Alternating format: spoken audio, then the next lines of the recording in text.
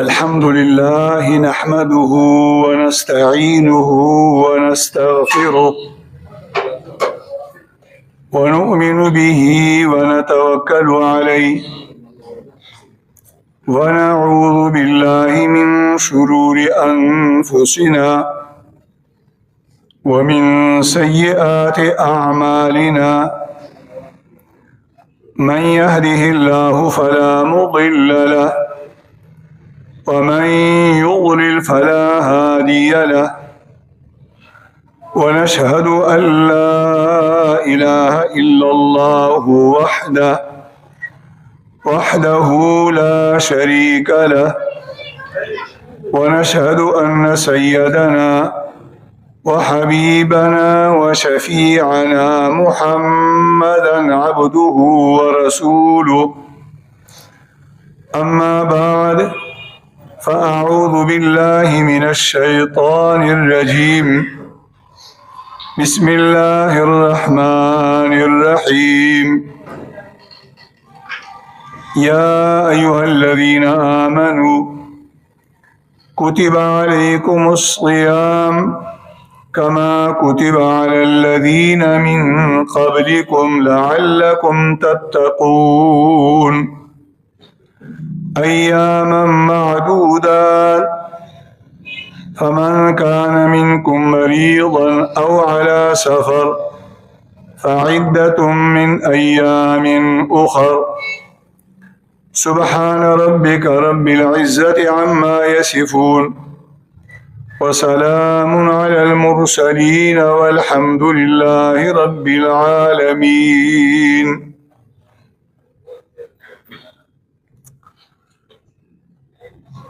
الله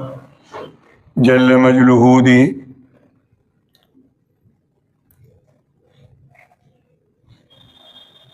در رمضان دا رحمتونو دا مغفرتونو دا سعادتونو دا دعاگانو دا قبولیت دا میاش دا تمامی دنیا و مسلمانانو باندی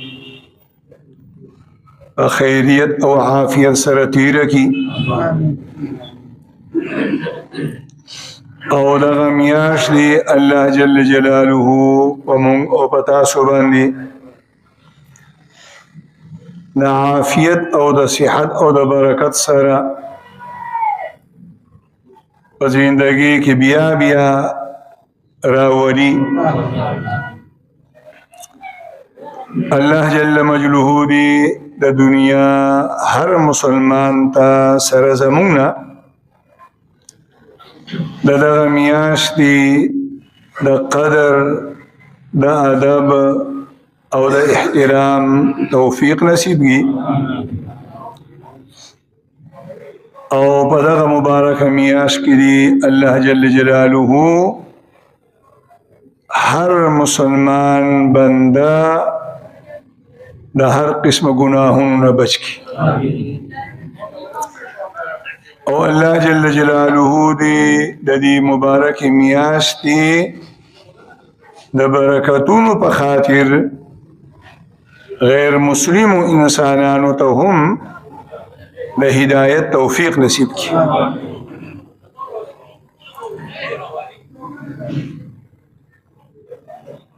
د رمضان په دې مبارک میاشت کې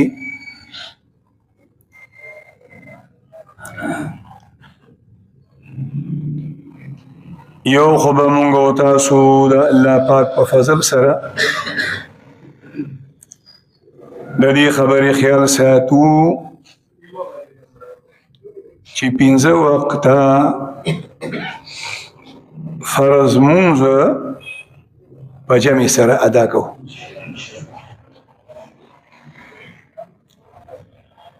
دا سینه کی دا بکینی سوچ بکی فکر بکی او بیا با پزړه کې د ځان سره یو کلکه فیصله کې چې په دې میاشت کې به زه یو موضوع هم بیجمع کوم نه او ورسره به د الله نه سوالم کې د الله نه بغواړي هم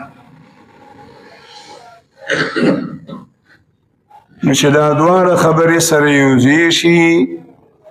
مونږ او تاسو په زړه کې فیصله وکړو او ورسره الله ته سوال وکړو نو بیا به الله جل مجلوه مونږ او تاسو ته صلات مع الجماعت ادا کول آسان کی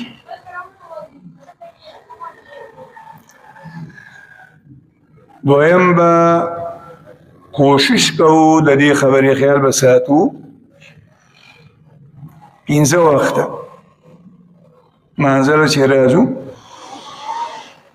نو نعوذ بالله دا آسان اسی فضل کار نه دی دا چې الله مقرر کړی دی او دا الله پیغمبر مقرر کړی دی نو دا اسی بے مقصد او بے مطلب او فضل شي نه دی دا آذان معنا د اعلان او دغه اعلان دا د مخلوق د طرف نه دی د دنیا د یو عارضی بادشاہ د طرف نه دی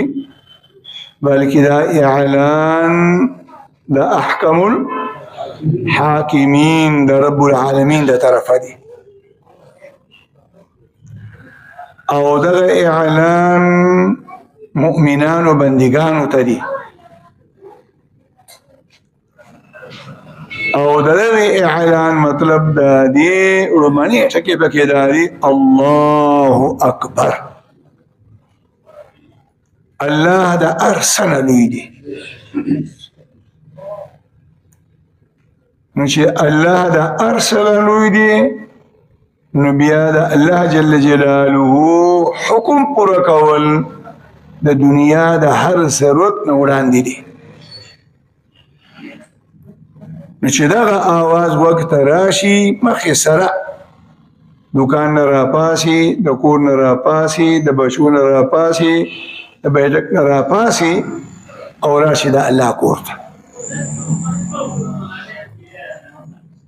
نو کدا کال حکم هو د ټول کال لپاره دی خو بیا کم از کم په دې میاشت کې د اذان د اوریدو سره چې موږ جمعه ته را روان شو 10 منټه 15 منټه په جمعه کې کینو نو یو خدای الله میلمانه شو دویمه دا چې د بازار د ماحول نه رالو د عبادت ماحول ته او دریم د الله نظر را باندې او سلورم د بازار او د ماحول د ګناهونو نه بچ او پنځم فرشتي زموږ د بار په دعاګانو کې شروع شوي او شپږم دا چې لسته منټه مخکې راشو نو موږ ته به د صلات بالجماعت سره سره د تکبیر اوله فضیلت هم حاصل شي ځکه ما درته وی چې دا د یو ټریننګ او د تربیت میاشت ده نو دویم کوشش به زموږ استاد خدایي او د الله نه به غواړو چې ماسوتن سملو کنه او سوچ وکړو چې 15 منځونه مې په دې رمضان کې وکړل څه د ورځې څه د شپې نو څومره منځونه ما په تکبیر اوله سره وکړه او څومره زمانه تکبیر اوله لاړ په دې 10 منټه به څومره روپۍ وګټي په دې 10 منټه به څومره خواهشات پوره کړي په دې 10 منټو کې به څومره کارونه را جوړ کړي او فائدہ به کې څومره چې د دې شورو رمضان چې کنه د دې شورو رمضان او ورځې شپې ټولې راجمع کېدل که رمضان خو یوازې ورځو ته نه وایي که نه شپې او ورځې دې ټولو ته رمضان وایي نو دا جوړیږي 720 घंटे 720 घंटे جوړي نو چې په دغه 720 घंटो کې هر ورځ صرف 3 घंटो په باندې کې موږ دا فیصله وکړو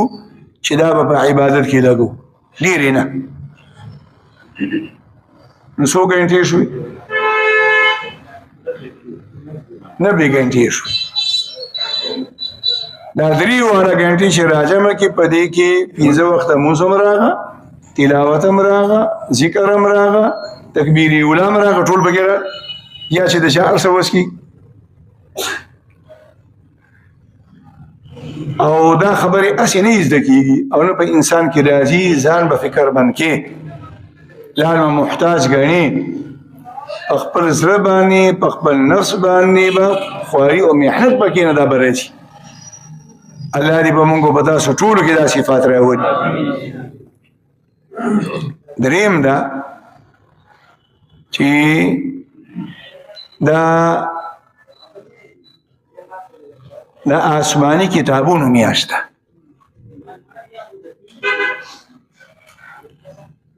تورات زبور انجیل او قرآن کریم دا سلور واړه کتابونه الله پاک د خپل اړخ نه دنیا ته د رمضان په میاشت کې رالیږلي دي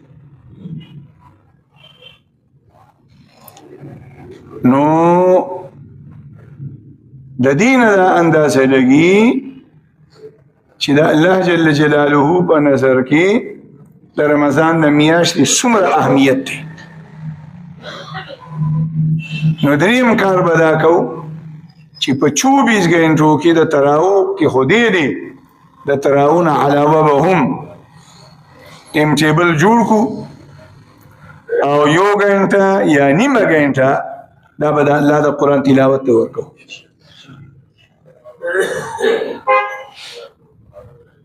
کوبه ان شاء الله تیر جمعه می درته وی هر رمضان کې به هر ورځ جبريل عليه السلام راتلو او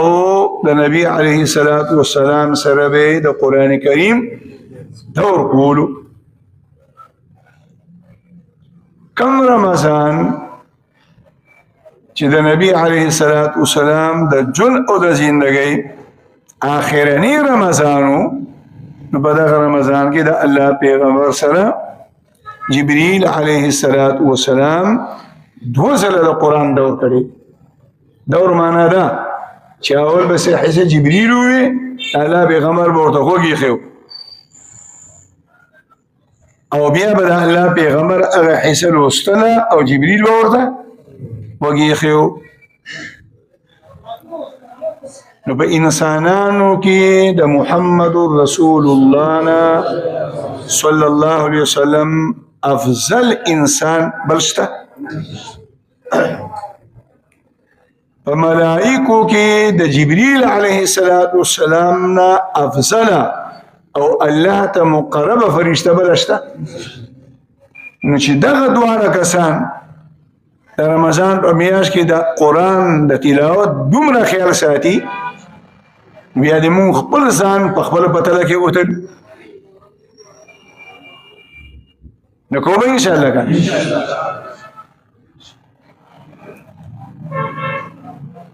کچا قران کریم په ناظره نی ویلې نو سوره فاتحه خورته یاد ده سوره اخلاص خورته یاد نه نو بس د سپیډ راوړي او ولاړه پناستا موټر کې بکور کې په دکان کې بس تسبیحم اړي او بیا دی ور باندې سورتي فاتحه الولي او سورتي اخلاص للولي قل هو الله احد الله الصمد لم يلد ولم يولد ولم يكن له كفوا احد او سلورم دا چې په دغه میاشت کې به په صدق دل سره الله جل جلاله ته د تیر ژوند د ګناهونو په باره کې توبه وباسو. دا د توبو د اخکلو میاشت ده او په دې یقین او په دې عزم په توبه وباسو چې ګناهونه مې کړي دي. چا نه دي کړي؟ څوک ویلی شي؟ ځان نه به کلک سترګې نه جوړو او د ځان نه به غافلان نه جوړو چې بالکل ځان نه خبره کړي، نه به منو به او په یقین سره به منو چې ګناهونه مې کړي دي او بیا به د زړه نه الله ته دا خبر وړاندې کوو چې زه به د خپلو کړو پښیمانه یم او بیا به دا عزم کو چې الله زه به مخکې داسې ګناه نه کوم او چې څه مې کړي دي د دې په باره کې زه درنه معافي غواړم، زه درته توبه وباسم، پوزه درته راکاږم، زما دا تیر ګناهونه معاف کړه. او په دې عزم او په دې یقین به توبه وباسو چې زما رب زما توبه قبلې. لقرآن الله جل جلاله قرآن الله پاک د صفاتو نه ډک دی. د الله پاک په صفاتو کې یو صفت تواب. نعوذ بالله ثم نعوذ بالله که یو سړی توبه وباسي او د دا یقین نه چې توبه مې قبلېږي نو بیا خو د الله پاک په دې صفت کې شک راغی.